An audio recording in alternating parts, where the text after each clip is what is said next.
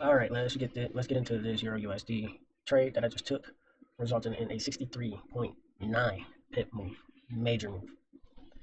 Okay, so this is where we got in. We got in around 116.93. We ended up taking a profit of $16.37 around 17,630, and we held this position for I want to say about 12 hours before our stop loss got hit. If I'm not mistaken, entry for 8:12. Yes, so 12 hours before we got stopped out of our position, giving us a major big move. It's a small account, but if this was a much larger account, you would, let's just assume you would know what the dollar amount is. So I got into this long because our weekly, our daily, our 4 hour, all in sync. I started taking longs back when price started to shift from bearish to bullish around this trend line right here that is no longer there. We caught a couple rides there, but the reason why I tried to take this long as long as I possibly could was because we broke this support right here. We was present about the support level right here, and I decided to take a long and try to take out this fair value gap on the daily chart. This gap right there. We was trying to hit this little peak right here. Actually, it's really not that big. It's really just this on the daily.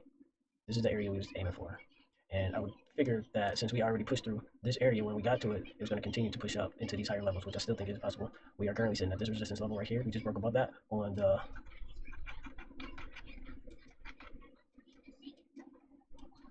15-minute. And now what I'm looking for is a push up and a pullback during London session.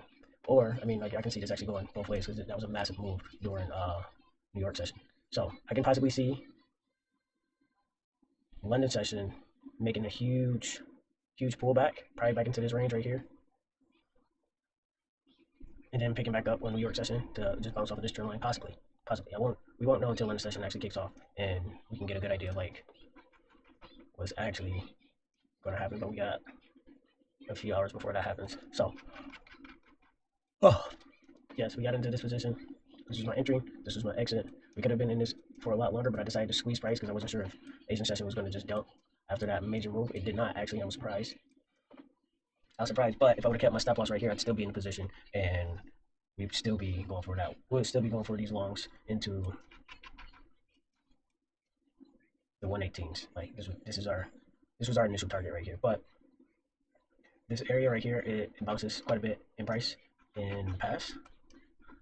If we go back here, boom. Yeah, price tends to bounce quite a bit back and forth in this area. So I'm looking for price to get a little choppy once we hit that area, and I mean it's a pretty big gap. So we'll be shooting for some longs and some shorts when we get to this area, and then I don't know, figure out where price wants to go once it makes its next big move. But I definitely see a short coming, and it's probably gonna be a pretty decent size short.